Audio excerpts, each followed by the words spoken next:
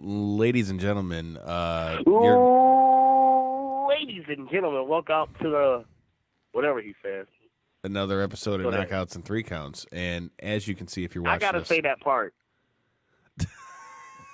as you can tell, we have Tony Fucking Thunder with hell. us over the phone. But if That's you're watching me. us live, I'm in here all solo because the rest of the guys don't love us apparently. But You're not we've got solo. Guess who else we got in the studio? It's the real producer Randy. Producer Randy, give everybody your motherfucking social media. Yo, follow me on Twitter at Randy Walker or on Instagram at RandyWalker83. do it. Tony, He's Randy Walker, and he's in the studio. Now, if the young lady who was in the studio last week is happening to be listening, I just want to say I don't give a damn about your feelings. You know, you fucked up our no, I'm just playing. You know, if we really hurt your feelings, we apologize on behalf of everything I'm saying, not being necessarily the views and opinions of Knockouts and Three Counts or Podcast Detroit. So, from Tony Thunder, I don't say this often. Actually, I can't remember the last time I've said it at all, but I'm sorry if I hurt your feelings watch and made out. you cry. Hell's froze over. All right, so Sugar Kyle, give everybody your social medias. You can find me at Detroit Knockout, at Detroit NOKOUT on Twitter and Instagram. Find me on Kyle Collison at Facebook. Follow the show at Knockouts and Three Counts Podcast on Facebook, at KO3CPod on Twitter, and KO3CPod.com. Be watching my Instagram. I'm sure you'll probably see plenty of pictures of me busting my face doing this Tough Mudder, but I finished that motherfucker. So if you want to find some funny shit, follow my Instagram. All right, and of course you can find me at Tony Thunder on Twitter, Tony_Thunder on Instagram. My name is Adam Nielsen on Facebook. That's ADAMNIELSEN. And you can also find me on Twitter at Devin6'3". Oh, Yeah, and before I man. forget, shout out to past guest of the show, Manib. Hopefully he gets back in the win column. He's got a fight he's been wanting for a long time this Saturday, Motor City Casino against Justin Street. Also, shout out to... Let's go, Manib. Uh-oh. Who do we have on the line, Tony? Oh, we got somebody on the line. We do. Ladies and gentlemen, we want to give a shout out to our guest for the night, evening. Whenever you're listening to this, you're listening to it right now. No matter when you're listening to it, you're listening to it now because that's how time works. Everybody, Ashley, my wife, Gambino. Thank you. And she's here. All right. You can go ahead and we start off things usually by giving out our social media. Tell everybody where that you can be found. Okay. If anybody wants to find me on social media, it's really simple. My Instagram and Twitter are the same. It's at the Mob Wife, and my name is Ashley Gambino. There it is. All right. Okay, you want to start things off? Cool. So I was doing a little bit of research before we did the show. How you doing by tonight? And just wanted to ask your opinions on the fight. I know you just came off your first fight for Tough Enough. Didn't go quite your way. What are your thoughts on the fight? What are your thoughts on your first MMA fight? Yeah, it didn't go my way, but I still did great, especially considering the fact that I took it on 12 days notice. But I have been training for a long time. I'm coming off of my second ACL surgery, and the fight presented, and we were just excited for it and took it. And it was an experience that is definitely irreplaceable. I would not take it back for anything. I had a great time, minus the whole fact that I lost. You know, that's never fun. But it's also a learning experience, and I'll get up from it and do even better next time. Absolutely. And sometimes, it takes a loss to come back to win. And speaking of which, with you being from Akron, Ohio, I'm sure you're going for the Cavs, or are you going for the Warriors? Oh, boy. You know what? I honestly know nothing about sports other than fighting. But I have never been a sports person. I don't know a whole lot about anything. I don't even know anything about football other than get the ball to the other end of the field. So I don't have an opinion on that game. All right. So you get in the fight for Tough Enough. I mean, that's quite the promotion for you to get on. I mean, it's one of the better regional promotions, and I heard, if I'm not mistaken, you guys fought at the Cox Pavilion, correct? Yes, yes, and it was sold out too. It was amazing. That's a hell of a place to fight for your first fight. Wasn't that the same building? If I'm not mistaken, wasn't that the same building Rousey debuted in? I thought The same place that Rousey debuted in. She debuted in Tough Enough, and then also it's the same building that the Forrest Griffin Stephen Bonner fight took place for the finale for the first Ultimate Fighter. So how was that for you nerves-wise, being at a place that's sold out like that, place that's got some history to it? How was that whole scene for you, being that it was your first fight? The nerve thing is just something that I was kind of used to. It didn't really affect me. The fact that it was sold out, if anything, that made it better for me. And then the nostalgia fact of the building, it was a really cool experience, just knowing everything that had gone down there. It didn't like us me in a bad way or anything. If anything, it fueled me and gave me energy, knowing what happened there, and the fact that I get to debut there in the best city in the country and the best organization that I could possibly debut in amateurly. It was definitely a blessing, and I'm so happy that I got the opportunity to do that. Awesome. Now, with you being the oldest of four kids and being the only girl, did you rough up your brothers, or did they rough you up, or was it a little bit of both? It was a little bit of both. Me and my two younger brothers didn't really argue too awful much. We just wrestled around a lot. But the next one up, me and him were always fighting tooth and nail. It was back and forth. But it had nothing to do with me starting training or fighting or anything. That's just how we were when we were kids. We were just, we were at each other's we were at each other's ankles and fighting each other constantly. But that's just kind of how it is when you grow up with three younger brothers. So Absolutely. You mentioned that wasn't what got you into fighting. I know you come from Ohio. What exactly was it that drew you to fighting? My husband just randomly brought it up to me one day. And we hadn't even talked about it at all before that. He just thought he was watching something on Ronda Rousey, and it reminded him of me. And he said, "Hey, did you ever think about fighting?" And so I went to the library that day and looked up all this information and brought home all these books on the different martial arts. I even brought home a book on how to run properly. And Oh, wow. And that's just how it started. We just got a punching bag and started training the boxing that he taught me what he knew, and roll around on the books and jiu-jitsu together for a while until he brought me to my first tryout. And it just turned out that I'm really good at you, and so we continue to follow through with it. Did you guys start your training when you moved out to Vegas, or were you already started training by the time while you were still in Ohio? No, we definitely started in Ohio. I started about 6 years ago now, and I've had both of my ACLs reconstructed in that time too. So that's part of the reason that I haven't debuted in MMA until now, because I just keep getting pushed back a little bit with those injuries and have to deal with that. But it's okay, because I'm back now and I'm doing jiu-jitsu without any remorse, and I went in and competed and came out injury-free. And I'm really excited to be back at it, and I'm just getting stronger every day now. Do you feel like, you said you tore both your ACLs, that can derail somebody. And I heard in a previous interview you said that Dominic Cruz and guys like that were inspirations for you, having blown out your knees. Do you feel like the knee surgeries will help you in the long run, like in the mental part of the game?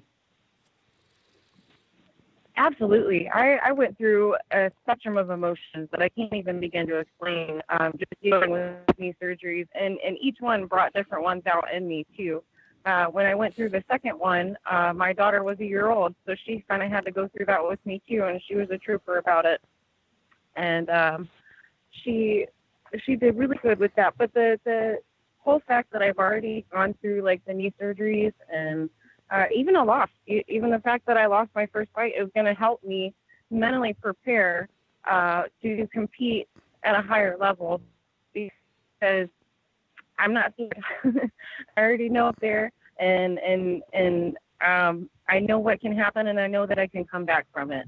And it, so it definitely is helping me a lot with any type of preparation, mentally and physically. If I could go back and take back the accident that had originally caused the knee surgeries to happen, I wouldn't. And it's simple because things just wouldn't be the same. I wouldn't be the same fighter. I wouldn't be the same person, just in general. And so everything happens for a reason. I firmly believe that those knee surgeries that had to happen to me. Yeah, I can. Right. Now, with that being said, I wanted to say that. Well, I have a two-part question. One part is with you growing up, with brothers and with a lot of fighting and things happening around you, driving four-wheelers and shooting guns when you were young and all of that. My first question is, did growing up like that make you more tough of a person? And the second question is, do you guys still have the record for the most suspensions ever at Jennings Middle School? I have no idea where the record stands, but that's funny that you brought that up. I remember when they put us all in the auditorium and they told our sixth grade class that we'd set the record for the suspensions, and everybody started cheering, and they're like, "No, this is not something to celebrate." I thought it was hilarious, and so did everybody else. But it definitely toughened my skin a little bit. It was a normal thing to see blood through the hallways in Jennings. It was something that the school was kind of known for. Our teachers would literally come to school and tell us how people would tell them that they're crazy for teaching there because the kids are too nuts. and so it definitely sticks to my skin a little bit. Everybody goes through certain life experiences that helps them in one situation or another. And everything that any other fighters go through too, we all use it in one way or another to help us learn from those experiences and use them, in our future decision making and whatnot. Absolutely. Now, with that being said, speaking of a little bit more of your childhood, with you growing up and wrestling your brothers and kids in the neighborhood, well, this is also an MMA and pro wrestling podcast, so I got to ask, did that come from professional wrestling, or was that just like wrestling in general? No, we would just wrestle around. We loved to just wrestle each other and just, play fight. We never really took it super serious. We weren't trying to hurt each other or anything. It was just how we played. And I didn't watch wrestling a whole lot when I was a kid. I did a little bit. Rock and Stone Cold in China were all super popular. I watched it a little bit, but it didn't really have any influence on the way that we played or anything like that. That's just what we enjoyed doing. Well, kind of to go off of that, like you said that you would move. You grew up in Ohio and now you've moved out to Vegas. What are some of the differences you see out in the training scene out there as opposed to how things are in Ohio? I actually visited a bunch of gyms in Ohio, and I visited a couple of different gyms so far here in Las Vegas too. Vegas just has more opportunity here. There's a lot of high-level coaches and athletes here, but that doesn't take anything away from the skill level of people that know things in Ohio. I'm not trying to take anything away from them because they were all extremely intelligent in the way that they did things too. It's just that there's more opportunity here in Las Vegas for us and for what we want to do. And there's more gyms. It's just, I don't know, it's a different environment. And for example, Stipe Miocic, he still lives in Ohio, and I don't think he's ever going to move, and he's perfectly successful with what he's doing. But somebody like me, I needed a place like Las Vegas to help me develop personality and skills. And so everybody has like a certain taste, you know what I mean? And they have to find where they fit in, right? And so going from Ohio to Las Vegas, I feel so much more support. and love from all these people. And don't get me wrong, the gyms I went to in Ohio were great, and I had a lot of fun there. But here in Vegas, it's just a different aura, and it helps me personally get into it more, and I don't know, get more excited about it. Sometimes a change of It's scenery just the will do that. environment in general. That brings up Absolutely. one other question I had for you. Knowing that your husband's your main trainer, like when you go to these other gyms, are you dropping in on like sparring days, or do you go there for like weeks at a time? Like, how did your, like, with this being your first training camp, like full training camp for an MMA fight, like how do you guys structure your training? Like, since you're mainly coached by your husband. I just follow his lead, and whatever he feels I need to work on is what he sends me to work on. The gyms, it just depends on, when we're available to train to match up with their schedule. I also just got signed up with one fight team, and I'm going to be working with them a lot over the next 6 months. Matter of fact, I plan on going there for BJJ tonight, as long as I can make it in time anyways. But we just we do what we feel, and we just go with the flow. That's just how we've always been, and I have a feeling that's how we'll always be. We got here by me following my husband's lead and doing exactly what he does do. Anytime I go to one of these gyms, I'll absorb the information, train. I come home, I say, okay, this, and this happened while I was there. He says, okay, well, when you go back, I want you to do this, and then it always works. And it always helps me do better. So that's just how we work. We go with the flow and do what we feel when we feel it, and that's how we got to where we are today. Do you feel like doing your training that way helps you in the sense that it's more focused around just you, as opposed to like being, part of some of these teams? Sometimes, you got so many different, fighters. Like, say if you were at like an Extreme Couture out there, there's so many different guys that are out there. Do you feel like training with your husband is more beneficial to you in that it's more centered around your game plan and your style? Well, yes, of course, for us in particular, there's a lot of fighters that do great with staying with one team. And then with our opinion is if we stay in one place, we're limiting ourselves because we like to get looks from all angles. So we will take inspiration from all the coaches that we meet with and train with and do what we can do to fit whatever we learn from them to our style and develop our own style. And the fact that I have all these coaches that are willing to work with me and help us out and our hard work put in onto that is working out great. And it's starting to get a little bit more structured now that it's time to go into a camp, an actual MMA camp anyways. So we're getting more structured with the way that I do like a strengthening plan for my knees. And then as for like the jiu-jitsu and kickboxing and stuff, I'm just going to go with the flow with the classes. Whenever I can make it in at the scheduled time, I'm going to go in and I'm going to train, and that's just how it works with us. Well, speaking of being, trained by Trap, when you first started and he got you into boxing and you were in the basement hitting that heavy bag, what music kept you motivated? Because I know that you would blast the music and really get into it. What music kept you motivated to hit that bag? Well, this is random, but there's one song that kind of sticks out of my head.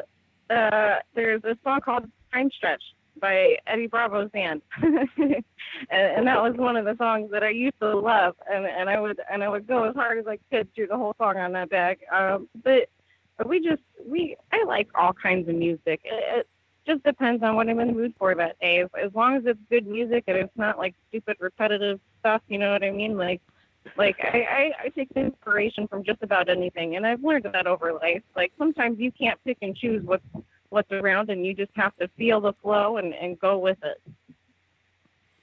Absolutely. Now, with this being your first MMA fight, did you have? I know that I had heard in another interview you talked about being training for other smokers and stuff like that. Have you had, amateur boxing fights or kickboxing fights? Or I know you've competed in jiu-jitsu tournaments, but is this your first full-on fight for this MMA fight, or have you fought in other disciplines beforehand? I've sparred and stuff, but I never actually got to do any of the smokers. When I signed up for the first smoker, my first knee tore, and I had to drop out of it. And then I was getting ready to do a kickboxing smoker, and then my second knee tore. So I didn't get to compete in striking until the MMA fight. Then that included the striking, of course. But I would love to compete in boxing one of these days. I've fallen in love with boxing so much, using it to rehab both of my knees. And that would be a lot of fun. We're talking about bare knuckle boxing.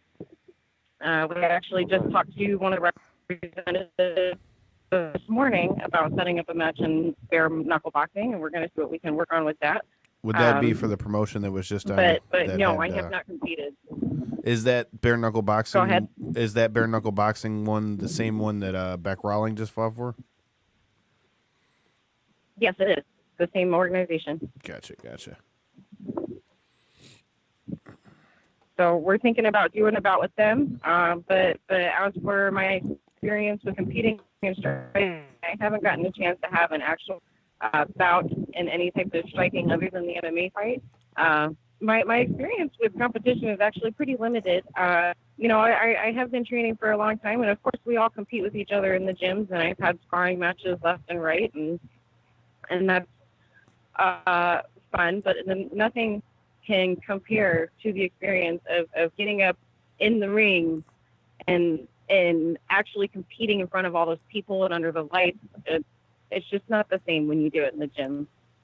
Well, you were talking about having talked to the bare knuckle promotion. What are your thoughts on the differences between MMA and bare knuckle and fighting in that circle ring as opposed to a cage?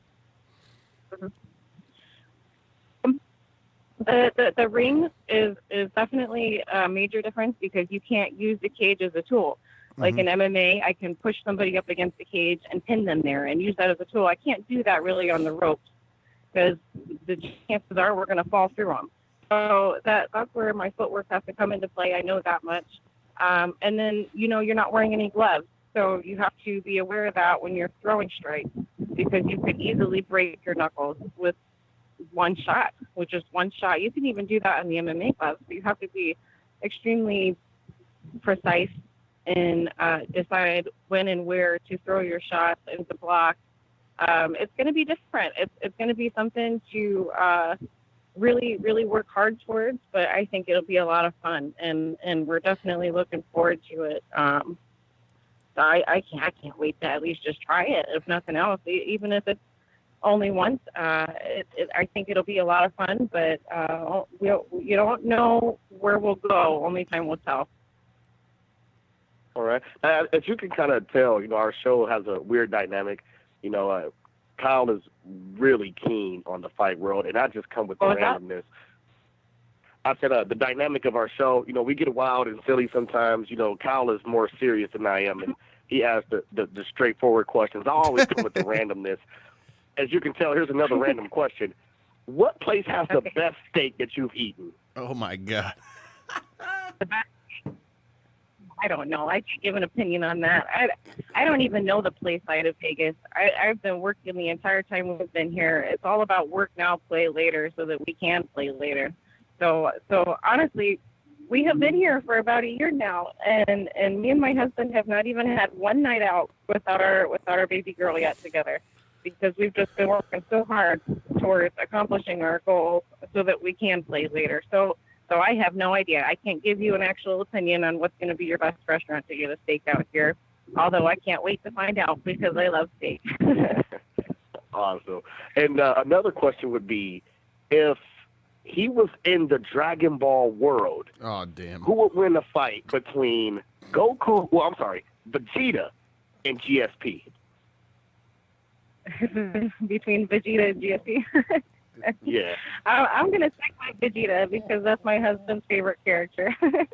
So let's stick with Vegeta. But I do take a lot of inspiration from George St. Pierre.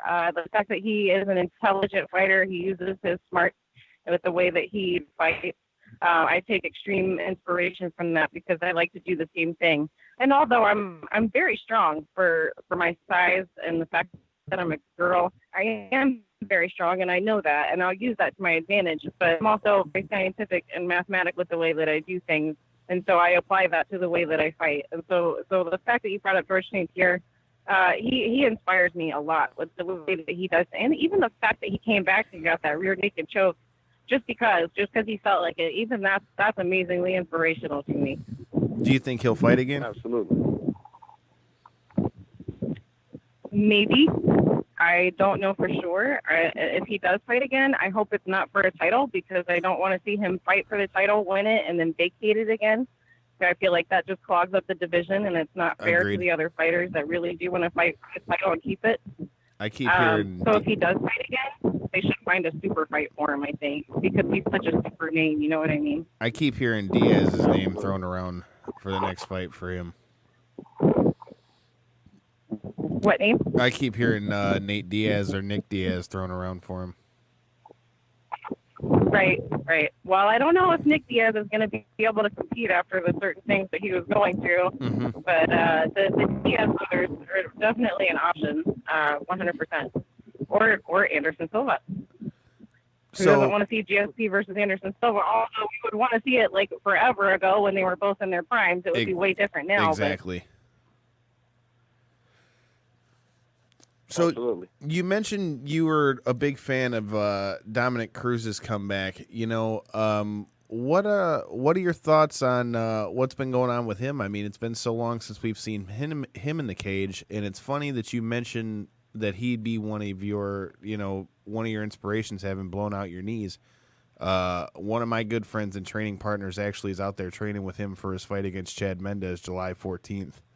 And he went through the same thing and said that he was able to draw off of Cruz as well. My good friend I'm talking about is Miles Jury. What is it about, Dom's comeback and stuff like that really appealed to you as opposed to, maybe some of the other names? Because it seems more and more common now with people blowing out their knees and stuff. What was it that drew you to Dom?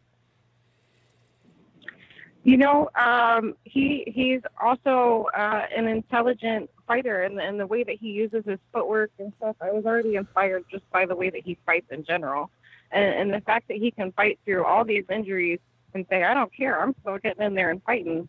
That's so inspiring, because it's so easy to just quit. Like when you get hurt, to just quit and be scared that you're going to get hurt again and be like, "Oh, I don't want to do this anymore. I just want to get a normal job now." It's very easy to do that. That's the easy way out. And he didn't do that.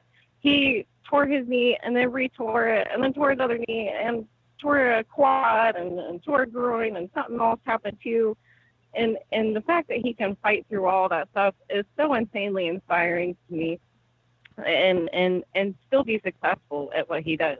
When there was one fight card in particular that I was watching with my husband, when Dominic Cruz and Kat Zingano both came back off of knee surgeries and both won their fights that night. And I'm not going to lie, I literally cried. I was so happy and inspired that it pushed me to continue working hard on my own knee. At the time, I was rehabbing my first knee. And I came back from that, and I had my daughter, and I competed in jiu-jitsu 3 times. And all the while, the other one was just hanging by a thread. I knew it was only a matter of time, because that one was hurt too. And I just competed through it anyways. And eventually it finally went, and I had to get it taken care of. But now I'm back, and keeping in mind that the injuries are a possibility, but doing my best to avoid them, of course.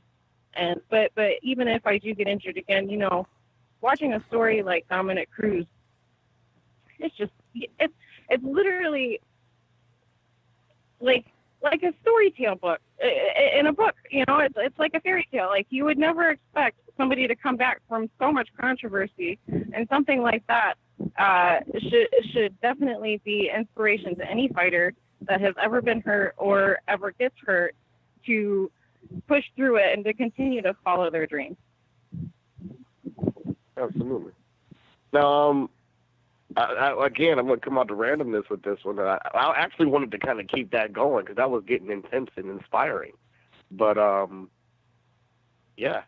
How many times have you watched UFC 100? Oh, boy. I don't even No.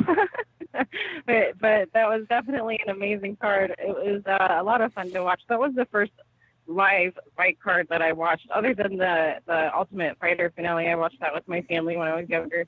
But when the first pay-per-view that I saw live was UFC 100, and I saw it with my husband when we had first gotten together. And that was it was so inspiring to me in general, just because it was such a great card. George St. Pierre was on the card, and the way that Brock Lesnar fought and entertained so many people, it was really cool, and I could definitely sit down and watch the card again.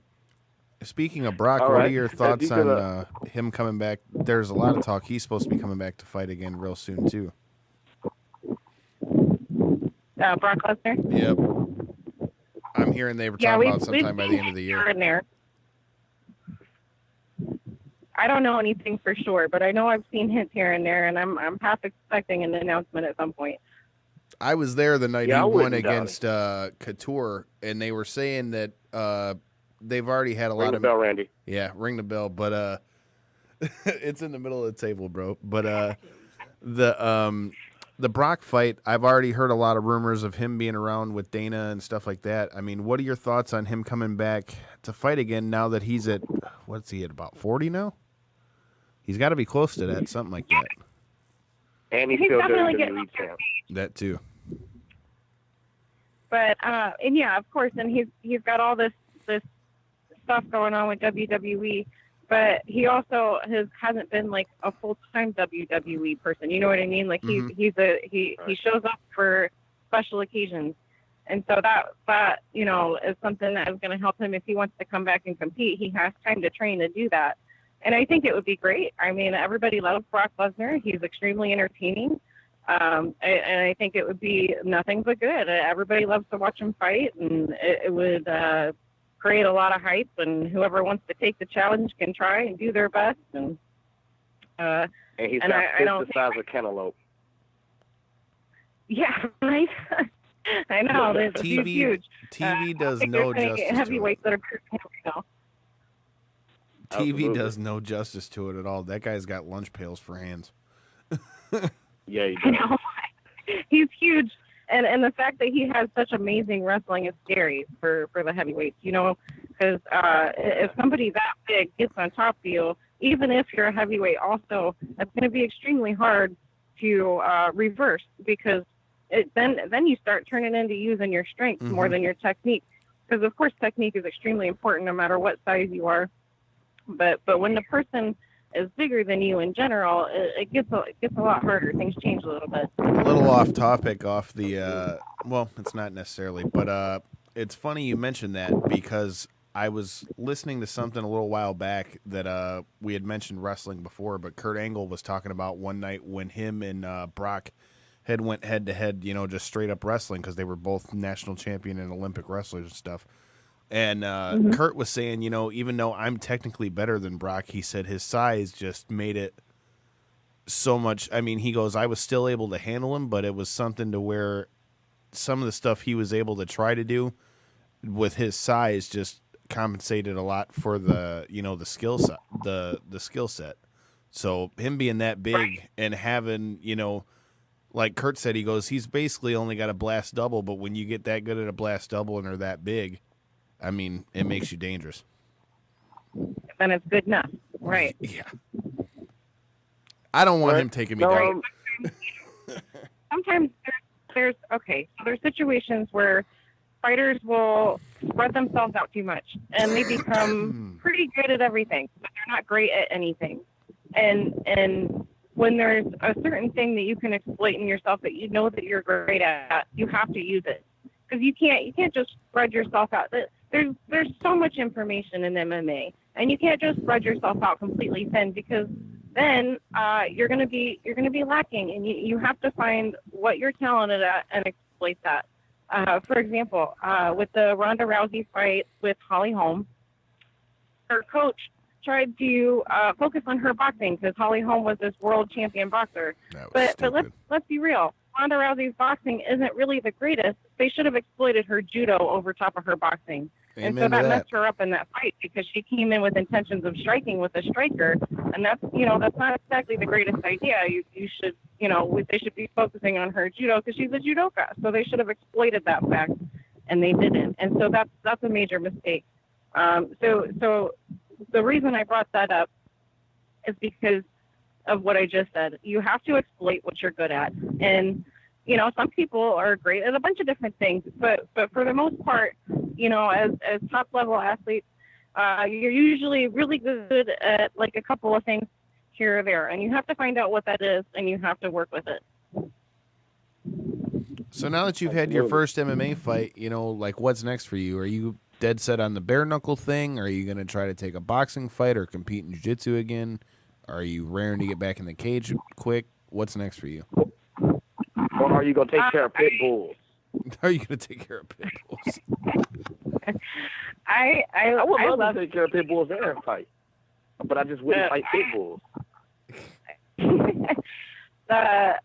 I don't care who I get matched up with, and I trust my husband and and my coaches to do what's right for me.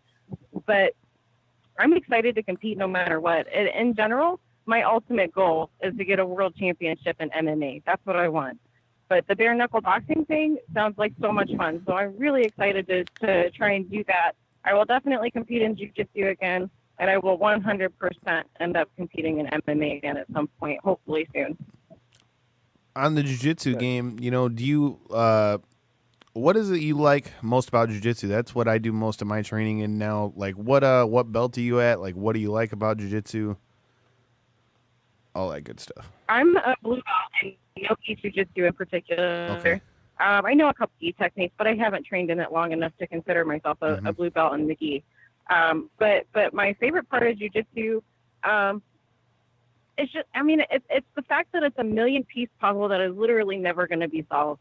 There are so many things that you can do with it, and you use your body to manipulate another body, and you use your momentum against theirs in order to isolate any joint and then submit them. So you have pivot points, you have joints to work with, and you can break it down systematically. And that's what I love to do with jiu-jitsu. I do my best to break it down into this and that and into a couple of steps for myself. Most of the time when I end up rolling, it never works out with roll. I can't think of steps to get to a submission. There's only ever been one submission that I have set up steps in my head, followed through with those steps, and got the submission. And that was when I started training like 6 years ago. And it was a Kimura. And I haven't done it since. Every submission I've ever pulled off since then has been completely spontaneous. Jiu-jitsu is really complex, and there's so many different things that you can do with it from any position, and I think that's what I love about it, is that it's constantly changing, and you can constantly learn. Even if you're at the highest level, there is always going to be something to learn no matter who you are. It's really a chess game, and it's cool for, people who are smaller because it gives you, like you were saying, using your opponent's momentum against them. A lot of times for somebody smaller against a bigger opponent, I think jiu-jitsu is a lot more applicable in a lot of ways, because a lot of times people think just because somebody's bigger that's going to give them the advantage. If you know how to use it to your advantage, it definitely can help. So I definitely would agree. Right. Right. You don't always have the advantage just because you're bigger. If somebody that's smaller than you, say you don't train and you're this big guy, and somebody that's smaller than you does train, and they have all the technique behind them, they could just wait for you to rush in and then use your momentum to take you down. And now they're on top of you. You know what I mean? I've basically trained with almost all guys, because there's not very many girls compared to guys in the sport. So when I do train, it's always against a bigger opponent. And so I'm forced to use my technicality with this and use it to defend myself. And like, there was a situation that I was rolling on Sunday at an open mat, and one of the last person that my coach told me to roll with was this really big guy. and although we didn't start standing or anything like that, it doesn't work like that in jiu-jitsu most of the time. I did manage to use my technique to stay on top most of the time. And that's just because I have the technique where he should have been smashing me the whole time. You know what I mean? Because he's the bigger guy.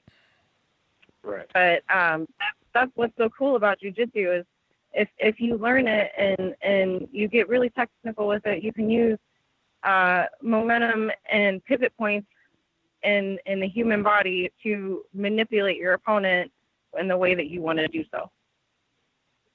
Absolutely. I got another two-part question.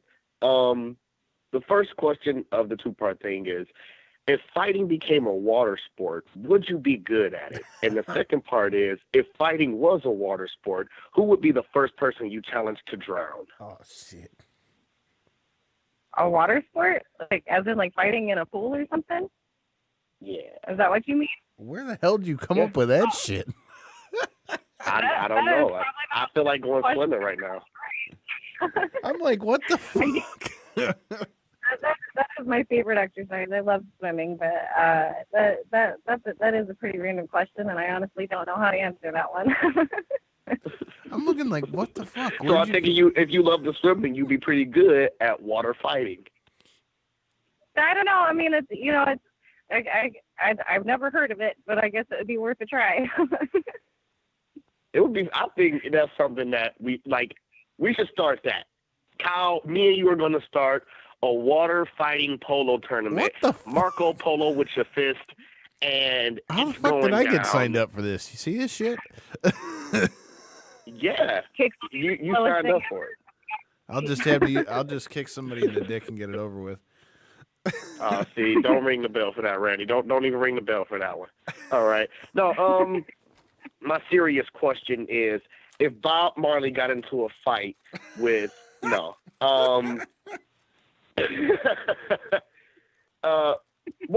is another random question, but it's a serious question, knowing that at one point you did want to grow up to be a veterinarian and that you love dogs. What is your favorite breed of dogs?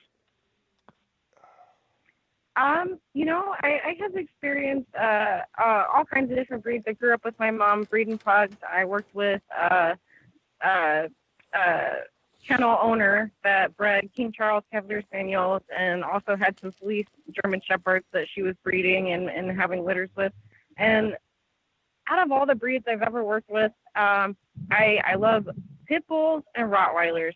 And the pit bulls in particular, because they are so loyal to their owners. Literally, no matter what you want your dog to do, if you have a pit bull, they're going to do whatever it takes to make you happy because they're so loyal and they love their owners so much. And so if you want your dog to be aggressive, it's going to be aggressive to make you happy. If you want your dog to be a big baby, it's going to be a big baby to make you happy because that's just what they do. They love their owners and their people, and it's the most loyal breed I've ever worked with. So I love pit bulls for that sense.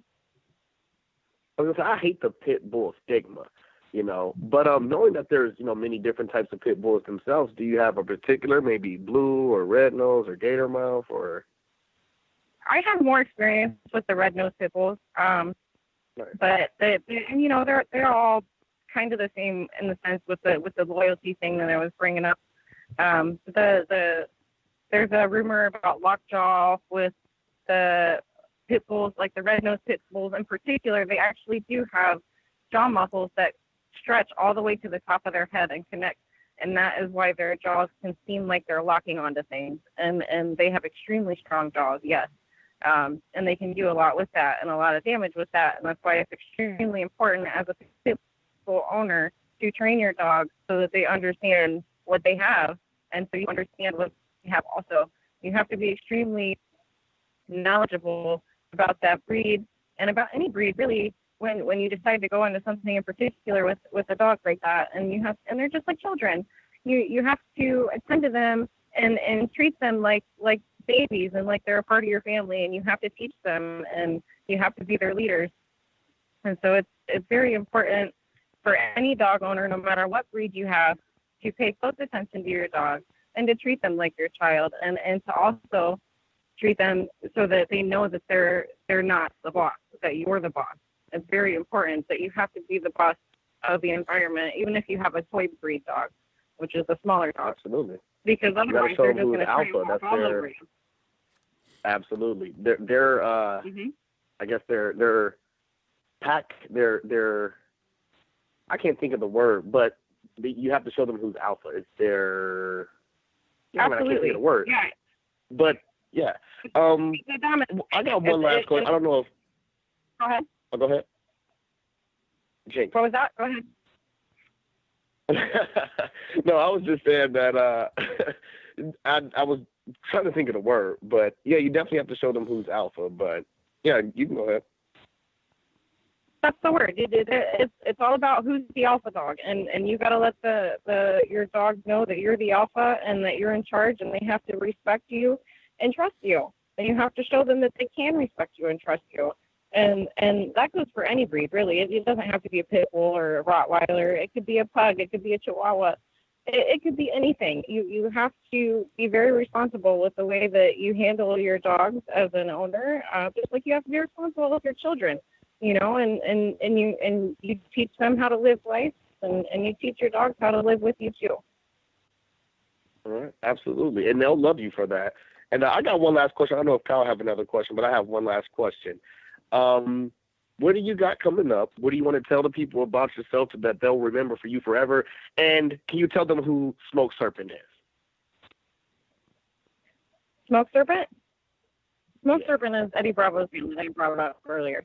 I don't know if he's still making music or not. I know he's done a bunch of random stuff. That was just a random song that I brought up.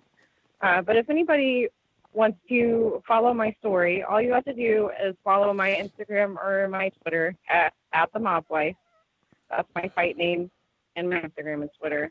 And we will definitely keep everybody posted on anything that's going on. I'm definitely looking to follow through with this bare knuckle boxing. Looking forward to main eventing a super grappling match for a Matt King's event here in Las Vegas also. Nice. And of course, I'm looking to make my second fight in MMA after, whatever the timeline is, I don't know. We're just going to go with the flow. But all those things are in my near sights, definitely. Absolutely. And it's like Cal Collison never said, hey, smoke weed every day. Cal, do you have one more question? She pretty much covered my bases, pretty much. And there it is. We'd like to thank you for coming on our show. I have fun. This is a good guest. I agree. I think she definitely had. I tried to come with some hard questions, and she didn't stop. She answered every question, and I tried to make them as random as possible, and she hit every one. So shout out to my wife for that. Thank you very much. Thank you, and yeah. Oh, one more time, you gave everybody your social medias, her Instagram, her Facebook. Follow her. She's Mob Wife Gambino. You'll be hearing that name before you know it. Shout outs to her. You got Kyle. Can you close? Because I'll keep going. Yeah, I just want to thank you for coming on, and we wish you the best of luck with your upcoming bare knuckle boxing fight and your next trip into the cage and things like that. I'm interested to see where you go from here. I appreciate the interview. Absolutely. Thank you, and I appreciate you guys having me on the show. I had fun today, too. For sure. Awesome. Cool. Tony, you still on there? Tony dropped too. Oops. Yeah. Oh, well. Fuck it. Fuck it.